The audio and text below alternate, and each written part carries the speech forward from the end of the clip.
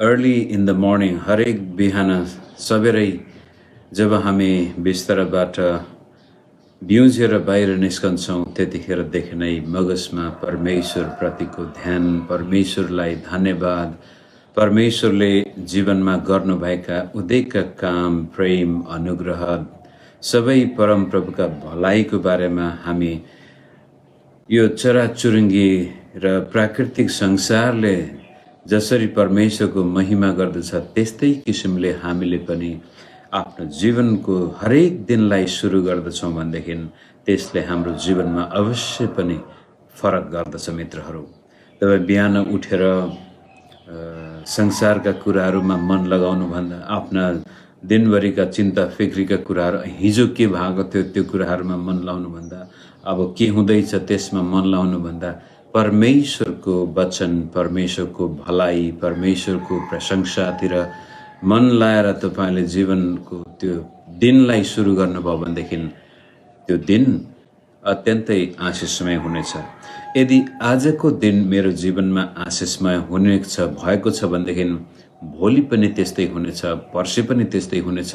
त्यस्तै किसिमले मेरो जीवनभरि म परमप्रभुको भलाइमा, परमप्रभुको अनुग्रहमा जीवन बिताउनेछु।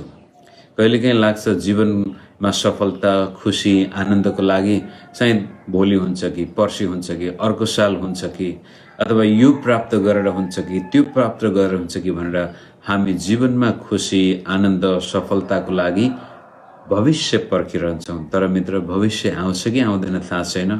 हिजो त गइसक्यो, आजको दिन मात्रै तपाईँ र मेरो हातमा छ।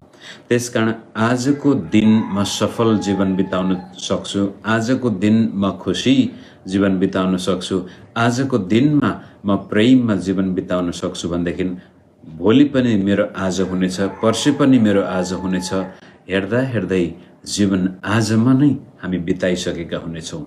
त्यसै कारण हरेक बिहान यस किसिमले परमेश्वरको वचन, परमेश्वरले गर्नुभएका कामतिर हामी मन लगाएर आफ्नो जीवनका दिनहरू यस किसिमले बिताउँछौँ भनेदेखि हाम्रो जीवन जब अन्त्यको समयमा आइपुग्नेछ, बुढेसकाल लागेर 80, 90, 100 वर्षै पुग्दाखेरि पनि यो आजको दिनमा नै हामी बाँचिरहेका हुन्छौँ। त आजको दिन हाम्रो नेपाली एउटा भन्छ, हिजोको दिन बिति गयो भोलि कहिले नआउला, आजको दिन जो हातमा छ गर्छु प्रभुको प्रशंसा। आजको दिनको चिन्ता गर्नुहोस्। प्रभु येशूले भन्नु भोलिको लागि चिन्ता नगर, भोलि आजको दुःख आज पर्याप्त छ। त्यसकारण परमेश्वरमा भरोसा राख्दै आजको दिन हामीले सही प्रकारले सुरुवात गऱ्यौँ र त्यस्तै किसिमले यसको अन्त्य पनि सही हुन गएको खण्डमा हामी सफल र ख्रीष्ट येशूको छत्रछायामा बाँच्ने मानिस कहलाइनेछौँ। त यो दिन ठिक हुनको लागि, यो दिनमा परमेश्वरको महिमा हुनको लागि, यो दिनमा मेरो जीवनमा परमेश्वरको इच्छा अनुसारका कुराहरू हुनको लागि हामीले हिजो अस्तिका दिनबाटै परिवर्तित जीवनको लागि परिवर्तित सोच जति महत्त्वपूर्ण छ त्यस्तै किसिमले तपाईँ र मेरो प्रत्येक दिन कस्तो हुनेछ त्यसमा परिवर्तन ल्याउन तपाईँ र मेरो जिब्रोमा परिवर्तन ल्याउनु आवश्यक छ। मानिसको जिब्रोको फल उसले खानै पर्छ। उसले जे बोलेको छ त्यस अनुसार उसको जीवनमा अवश्य पनि हुनेछ भनेर बाइबलले धेरै ठाउँमा भनेको छ। आज म हितोपदेश 18 को 20 र 21 पद पढ्छु। आफ्नो मुखको फलले मानिसको पेट भरिएको हुन्छ, त्यसका ओठद्वारा हुने फसलले त्यो सन्तुष्ट हुन्छ। आफ्नो मुखको फलले मानिसको पेट भरिएको हुन्छ। अब यहाँनिर कहिलेकाहीँ लाग्न सक्छ, होइन हातको मेहनतले मेरो पेट भरिन्छ भने ठान्छु होला। तपाईँको हातको मेहनत पनि काम लाग्दैन यदि तपाईँको मुख ठिक छैन भनेदेखि। तपाईँलाई कुनै मालिकले अथवा कुनै कर्मचारीको काम तपाईँलाई दिँदैन कसैले यदि तपाईँको मुख ठिक छैन भनेदेखि, तपाईँको बोली, तपाईँको वचनहरू गलत छन् भनेदेखि त्यसले तपाईँको हातको मेहनतमा पनि असर गर्दो रहेछ। आफ्नो मुखको फलले मानिसको पेट भरिएको हुन्छ, त्यसका ओठद्वारा हुने फसलले त्यो सन्तुष्ट हुने अथवा असन्तुष्ट हुने। किनभनेदेखि 21 पदमा जीवन र मृत्युको शक्ति जिब्रोमा हुन्छ, त्यसलाई प्रेम गर्नेहरूले त्यसको फल खानुपर्छ। तपाईँ र मेरो वचन कस्तो छ, बोली कस्तो छ। तपाईँ बिहान उठ्ने बित्तिकै पहिलो शब्द के निस्किन्छ तपाईँ र मेरो मुखबाट, त्यसले त्यो दिनभरिको वातावरण सिर्जना गर्न सक्छ।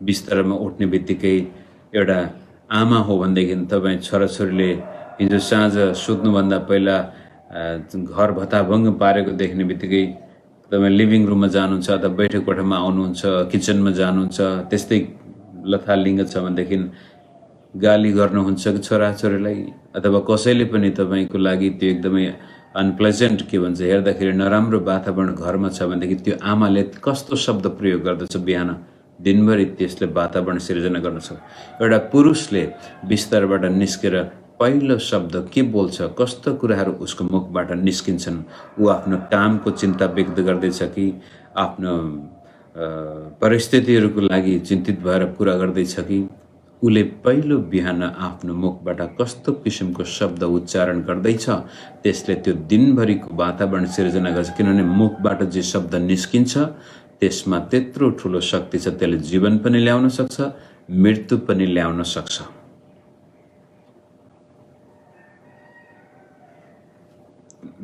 हितोपदेशकै 10:11 हामी पढौँ। हितोपदेश 10 हजुर जय मसीह, गॉड ब्लेस यू। 10:11 यसरी लेख्यो, धर्मात्माको मुख जीवनको मुहान हो, जीवनको फुहारा हो, तर दुष्टको मुखमा चाहिँ हिंसा लुकेको हुन्छ अथवा उसले हानि गर्न खोज्छ। उसको मुखबाट जहिले पनि गाली गरेका शब्दहरू, हिंसा भन्नाले कसैलाई खसाल्नु, कसैलाई बिगार्नु, सराप्नु, छोराछोरीलाई सराप्नु, एक आपसलाई एकदमै कटु शब्द बोल्नु, लोग्ने स्वास्नी बीचमा तपाईको हिंसा लुकेको हुन्छ। शब्दमा जब हामी एकले अर्कालाई खसालेर बोल्छौँ, अङ्ग्रेजी शब्द छ सर्कास्टिक भन्ने शब्द छ, त्यसलाई के नेपालीमा के भन्छौँ हामी, सर्कास्टिक भाषालाई सर्कास्टिक नै भन्छ क्या नेपालीमा पनि, एकदमै व्यङ्ग गरेर। व्यङ्ग पनि कहिलेकाहीँ त अब हाँसो मजाकको लागि हामी व्यङ्ग गर्छौँ, त्यो बेग्लै कुरा हो। तर जब एकदमै कटु वचन, अर्कोलाई खसाल्ने गरी, अर्कोलाई चोट पुगाउने गरी वचनले दिएको चोट अत्यन्त गहिरो हुन्छ। कसैलाई तपाईँले अपमानित गरेर खसाल्दै हुनुहुन्छ भनेदेखि तपाईँ एकदमै हिंसात्मक मानसिकता भएको दुष्ट प्रवृत्तिको मानिस हो। सायद तपाईँलाई त्यतिखेर मजाक लाग्यो होला, तपाईँलाई त एकदमै ठट्टा लाग्यो होला, तर कसैलाई तपाईँले घोच्नु भएको छ वचनले भनेदेखि तपाईँ हिंसात्मक आत्माले प्रेरित भएको व्यक्ति हो। अर्काको मनको भावनालाई तपाईँले चोट पुर्याउँदै हुनुहुन्छ। तर धर्मात्मा जो परमेश्वरसँग सम्बन्ध ठिक भएको व्यक्ति हो भनेदेखि त्यसले बोल्दाखेरि मानिसहरू एकदमै हौसला हुन्छ, बढ्छ, मानिसमा खुसी हुन्छन्। राम्रो शब्द बोलिदिनु भयो, प्रशंसाका शब्द बोलिदिनु भयो, उत्साहका शब्द बोलिदिनु भयो भनेदेखि तपाईँको छरछिमेकीहरू पनि तपाईँसँग सङ्गत गर्न चाहन्छन्, साथीभाइ पनि तपाईँसँग समय बिताउन चाहन्छन्। तपाईँको बोली कस्तो छ? ख्रीष्ट येशूसँग सही सम्बन्ध भएको मानिसको मुख जीवनको मुहान हुनेछ, फुहारा हुनेछ। त्यहाँबाट ताजा पानी निस्केर मानिसहरूमा जीवन प्रदान गर्नेछ। धर्मात्माको मुख जीवनको फुहारा हो, तर दुष्टको मुखमा हिंसा लुकेको हुन्छ। घृणाले कलह उत्पन्न गराउँछ, तर प्रेमले सबै कुकर्म ढाकिदिन्छ। विवेकशील मानिसहरूका ओठमा बुद्धिको कुरो पाइन्छ, विवेकशील मानिसको ओठमा बुद्धिको कुरो पाइन्छ, तर लट्ठी चाहिँ समझ नभएको मानिसको लागि हो। हेर्नुहोस् है, जब तपाईँ जहिले पनि अरूलाई चोट पुर्याउने भाषा बोल्नुहुन्छ, जानी जानी तपाईँ अरूलाई अपमानित गर्नुहुन्छ, खसाल्नुहुन्छ। आफ्नै छोराछोरीसँग बोल्दाखेरि पनि सानोतिनो गल्ती गर्छन् छोराछोरीले, तपाईँले एकदमै तितो शब्द बोल्नुहुन्छ, त्यसले छोराछोरीको भित्रपट्टि चोट पुर्याउँछ। हुन त बानी परिसकेका हुनसक्छ, उनीहरूले त्यसको प्रतिक्रिया तुरन्तै जनाउँदैनन्, तर पछिसम्म त्यो मगजमा रहिरहन्छ। तपाईँले आफ्ना छोराछोरीलाई चलाएको तितो शब्द, अपशब्द, गाली। विशेष गरी यो नेपाली समाजमा जुन परिवारमा लोग्ने स्वास्नी बीचमा राम्रोसँग मेल हुँदैन, आशिषमय सम्बन्ध हुँदैन, त्यहाँ छोराछोरीले बढी दुःख पाउँछन्। किनभनेदेखि लोग्ने स्वास्नीसँग भएको रिस छोराछोरीको टाउकोमा खन्याउने चलन छ। अनि छोराछोरीले सानो गल्ती, कहिलेकाहीँ त गल्ती नै नगरिकन पनि छोराछोरीलाई अपशब्द सराप्ने गाली गर्ने हुन्छ। मित्र, तपाईको बोलीले तपाईको पेट भरिने हो या खाली हुने हो? तपाईको बोलीले त्यो दिनभरि जीवन सिर्जना हुने हो या मृत्यु सिर्जना हुने हो? तपाईको बोली कस्तो छ? मगज परिवर्तन गर्नुभयो भनेदेखि अब त्यसको असर हाम्रो मुखमा आउनु पर्दछ। किनभनेदेखि जब हामी मुख परिवर्तन गर्छौँ, वचन परिवर्तन गर्छौँ, बोली परिवर्तन गर्दछौँ भनेदेखि त्यसले हाम्रो वातावरण परिवर्तन गरिदिन्छ। मिठो बोल्ने आमाको घरको वातावरण बेग्लै हुन्छ, मिठो बोल्ने बाउको घरको वातावरण बेग्लै हुन्छ। त्यस्तै किसिमले तपाईँ एउटा क्रिस्चियन सेवक हो, पास्टर प्रचारक हो भने तपाईँको बोली कस्तो छ? कसरी तपाईँ परमेश्वरको जीवन दिने वचनलाई प्रस्तुत गर्नुहुन्छ, त्यसमा पनि धेरै फरक पर्छ। विश्वासीहरूले तपाईँलाई कुनै प्रश्न गरेको छ, विश्वासीको जीवनमा समस्या छ, मानिनु तपाईँको विश्वासीहरूले गल्ती गरेको छ, तपाईँकै विरुद्धमा कुरा गरेको छ भनेदेखि तपाईँ कसरी बोल्दै हुनुहुन्छ, कसरी व्यक्त गर्नुहुन्छ आफ्नो भावनालाई, त्यसले निर्धारण गर्छ त्यहाँ जीवन आउने हो या मृत्यु आउने हो। त यहाँ बुद्धिमान मानिसले ज्ञान सञ्चय गर्छ, तर मूर्खको मुखले सर्वनाश निम्त्याउँछ। अब 18:21 पनि जीवन र मृत्युको शक्ति मुखमा छ, बोलीमा छ भने यहाँ चाहिँ बुद्धिमान मानिसले ज्ञान सञ्चय गर्छ। यस्ता कुराहरू उसले आफ्नो मगजमा राख्छ जो मुखबाट निस्किँदाखेरि जीवन प्रदान गरून्, तर मूर्खले चाहिँ सर्वनाश निम्त्याउँछ। उसको मुख खोल्ने बित्तिकै त्यहाँ केही न केही समस्या भइहाल्छ। त्यसै कारण तपाईँ र मेरो जीवन परिवर्तनको लागि सोच परिवर्तन र सोच परिवर्तन गर्दै हुनुहुन्छ भनेदेखि अब लागेको बानी कस्तो छ तपाईँको बोली वचनमा, त्यसलाई पनि परिवर्तन गर्नुपर्ने हुन्छ। हितोपदेश 10:19बाट पढौँ।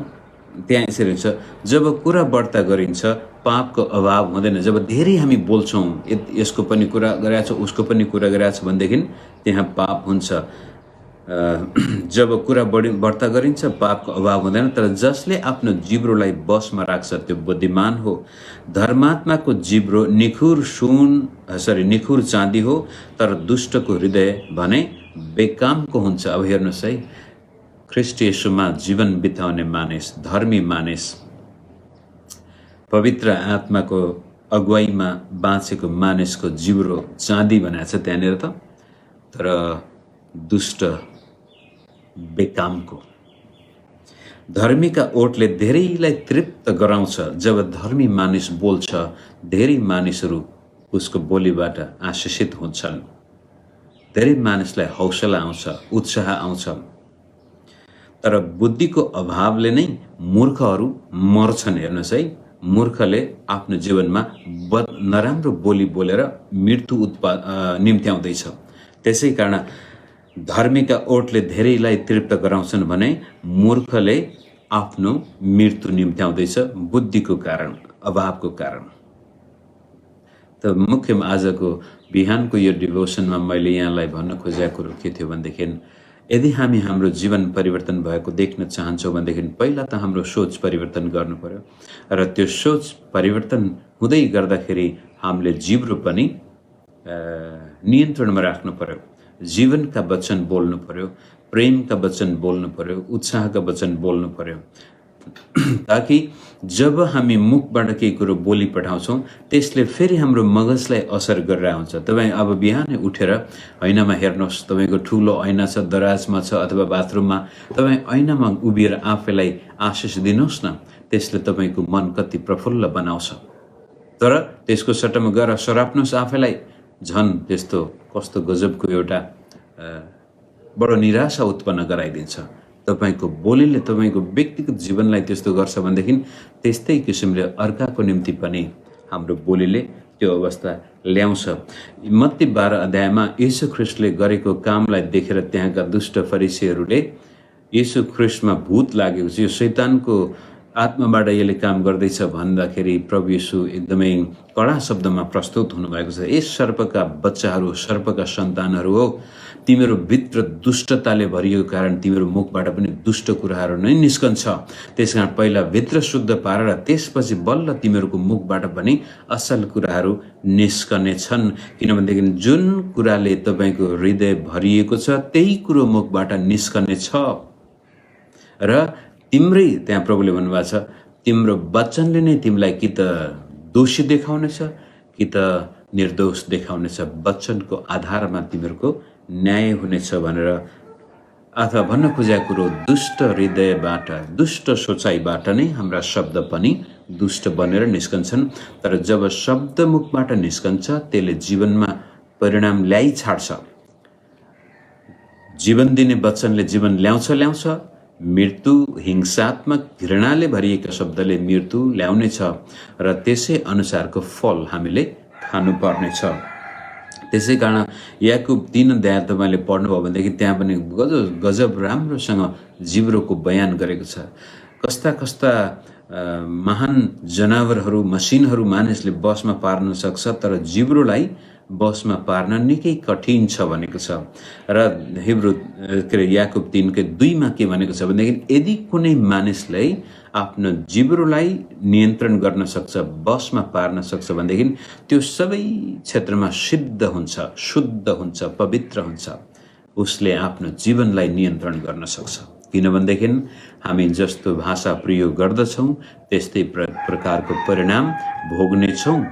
र आज हाम्रो जीवनमा कस्तो खालको परिस्थिति छ त्यो सबै हिजो अस्तिदेखि नै हामीले बोलेका शब्दको परिणाम हो भनेर भन्दा फरक पर्दैन मित्रहरू।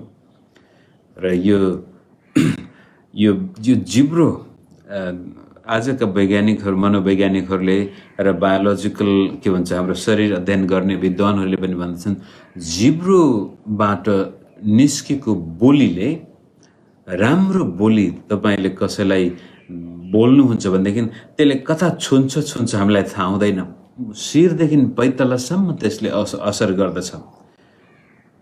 नराम्रो पनि त्यस्तै हो। जब तपाईँ मलाई कसैले अपशब्द बोल्छ, गाली गर्छ भनेदेखि त्यसले कता कता छुन्छ हामीलाई थाहा हुँदैन।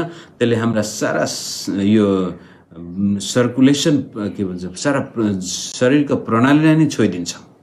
त्यस्तै किसिमले असल शब्दले पनि शिरदेखि पैतालासम्मै त्यस्तो असर गर्दछन्। र एउटा जापानिज वैज्ञानिक र हिजोसित एउटा अमेरिकनले पनि परीक्षण गरेको छ कि तपाईँ र मेरो बोलीले बिरुवाहरूमा समेत असर गर्छ भन्ने कुराहरू प्रमाणित गर्दैछन् धेरैले। अब मान्छेले यसलाई ख्याल गर्दैन, यो बच्चाको जस्तो कुरा भन्छन्, तर वास्तवमा एउटा बिरुवालाई त्यो व्यक्तिले आशिष दिन्छ, अर्को बिरुवालाई त्यसले श्राप छ। तर उस्तै खालका बिरुवा हुन् र त्यस्तै खालको मलजल त्यहाँ दिएको छ। जुन बिरुवालाई आशिष दिएको थियो त्यो साह्रै रहर लाग्दो भएर हुर्किन्छ, जसलाई श्रापेको थियो त्यो सुकेर जान्छ। भने एउटा बिरुवामा हाम्रा वचनबाट त्यस्तो असर पर्छ भनेदेखि त जीवित मानिसहरूमा झन् कति वचनले असर गर्दछ। म बेला बेलामा भन्ने गर्छु लौग्ने स्वास्नीको सम्बन्धको बारेमा, कारण परिवारमा त्यस्तै कुराहरू मैले धेरै देखेको छु विश्वासीहरूको जीवनमा। तपाईँले आफ्नो श्रीमतीको प्रशंसा गर्नुहोस् न, एकदमै झन् सुन्दरी भएर आउँछ। तर सुन्दरी स्त्री पनि छ भने तपाईँले कहिले आफ्नो श्रीमतीको प्रशंसा गर्नु भने उल्टै तपाईँ गाली गर्नुहुन्छ, सराप्नुहुन्छ, अपशब्द बोल्नुहुन्छ, खसाल्नुहुन्छ भने सुन्दर स्त्रीले पनि भोलि गएर आफ्नो जीवनलाई अस्तव्यस्त बनाइदिन सक्छ। त्यस हिसाबले तपाईँले आफूलाई पनि, मानिलिउँ हिजो अस्ति तपाईँको आमा बाउले बचपनमा कहिले पनि राम्रो शब्द बोलेको थिएन, स्कुलमा पढ्दाखेरि टिचरले पनि तपाईँलाई त्यस्तै किसिमको खसालेर बोल्दथ्यो, साथीभाइहरूले त्यस्तै शब्द प्रयोग गरेका थिए, र आज पनि कसैले पनि तपाईँलाई राम्रो शब्द बोलेको तपाईँ अनुभव छैन भने अब आफ्नो लागि आफै बोल्नुहोस्। यो जीवन परिवर्तन गर्न चाहना कतिको छ तपाईँमा त्यसले निर्णय गर्छ। तपाईँको जीवनमा आनन्द, खुसी, सफलता कतिको देख्न चाहनुहुन्छ त्यसको लागि मेहनत पनि चाहिन्छ। त्यसै कारण प्रत्येक दिन तपाईँ आफूलाई ऐनामा हेर्नुहोस्, ए फलाना त एकदमै राम्रो छस्, तैँले जे गर्दैछस् ठिक गर्दैछस्, तेरो सबै कुरा राम्रो छ, परमेश्वरले तँलाई एकदमै मन पराएर यस्तै बनाएको हो। त्यसकारण त बाहिर जाँदा तँलाई परमेश्वरले आशिष दिएको छ, म पनि तँलाई आशिष दिनेछु। त भित्र आउँदा परमेश्वरले तँलाई आशिष दिएको छ, म पनि तँलाई आशिष दिन्छु।